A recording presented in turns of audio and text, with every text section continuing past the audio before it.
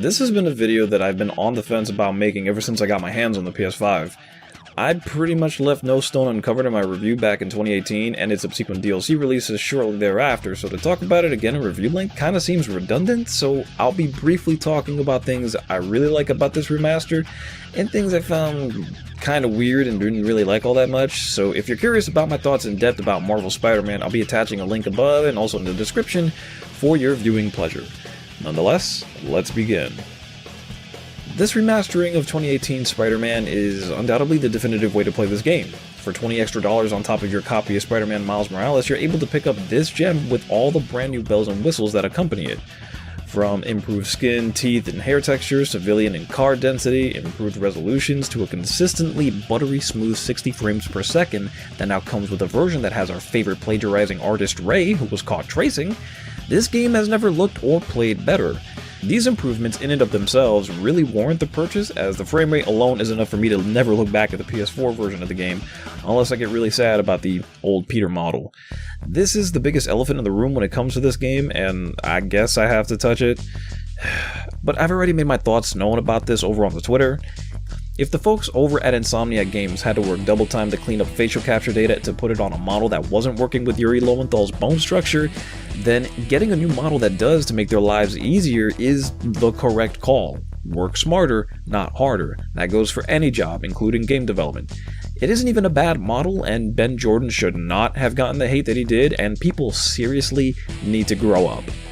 That being said, it is a little weird. There is some uncanny valley type of feeling going on with this face model, and while some have said it looks like he's a little too young to be a Peter in his mid-20s, my personal gripe is that, and this could be pure speculation, and I could be totally off base here, but it seems like they took the old Peter body and just threw on the new Peter head.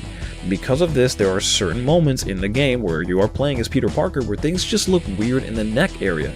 Facially, he expresses totally fine, and I can see the clear difference between the old and new models. There's no complaints there facially when it comes to expressions, but his jawline and his neck kind of blend in a weird way and doesn't look right in certain angles. I think the neck is too thick for his head, which makes it look awkward. But it's completely fine during the rare occasion where Spider-Man is unmasked in the story because the neck area is properly compressed by the suit.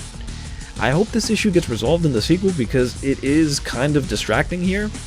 But outside of the new face, there's also brand new features as well, with a litany of accessibility updates that find their way over to this game from Miles Morales, as well as the expanded photo mode, which is a godsend.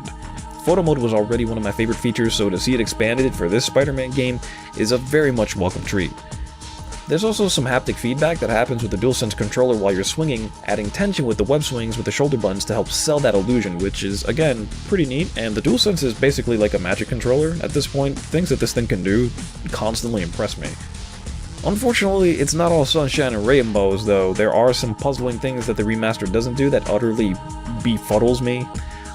A lot of the same issues that I had with the DLC make their way into the entire package this time around. For instance, at the start of the game, you're introduced into one of the more noticeable changes, the new morning time of day lighting. This is a pretty dramatic shift from its original lighting setup back in the PS4, and pretty neat, but it's only exclusive to this one mission. Once you beat the game, you're still allowed to select the time of day, but it's only day, sunset, and night settings. The overcast and rainy settings are also non-selectable again. Why? Why go through all this work implementing this brand new lighting feature only for it to be shown off for the first 15 minutes of your game? Just to show it off for a preview? Kinda defeats the purpose, doesn't it? Why not also implement the overcast setting or anything at all besides the standard 3 that we got back in 2018? This confuses me, and I'll never understand why even in the remaster this was an oversight. Likewise, a mission selector, which was badly needed for this game and made its way over into Miles Morales, is also missing. In order for you to play specific missions, you have to play the entire game over again and get to that point.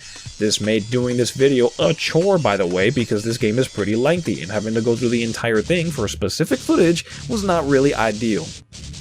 These are quality of life changes that I thought would have been a no-brainer for a remaster, but were strangely omitted here. The enemies in this game are also kind of aggressive, like Miles Morales style kind of aggressive. They stack hits, attack on weird patterns, and act more like you have a multi-dodge, except you don't, so it kinda gets tough for all the wrong reasons, resulting in a lot of cheap hits is what I like to call them, where dodges don't really dodge and just lead you directly into another attack that you thought you got away from when you dodged something else. This didn't really feel like this in the PS4 version, and I would know since I've sunk an ungodly amount of time into that game, more than I care to admit, to be honest. But maybe it's in my head. Maybe the frame rate change has done something though, who really knows, besides the devs over in Insomniac. Though based off of my personal experience, it does feel a little bit different.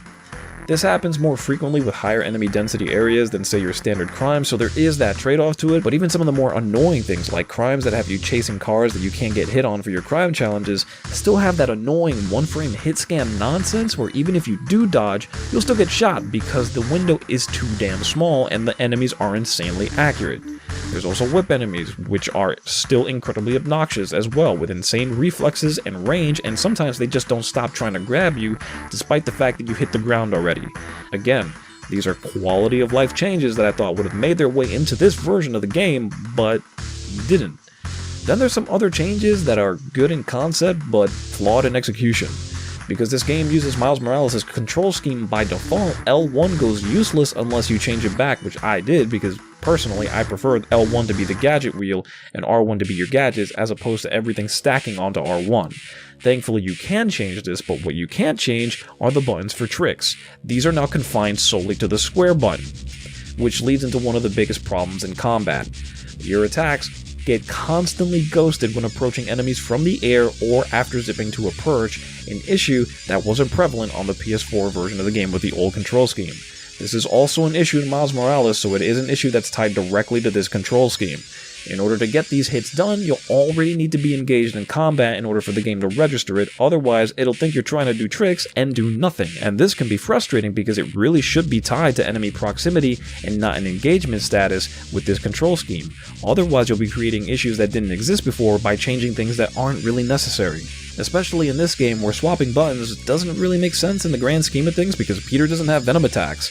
I get wanting to have one synonymous control scheme between the two games, but again, it causes more problems than it does solutions. Well, I guess it could be worse. I mean, at least we still have a dodge button. No. We're not doing this again.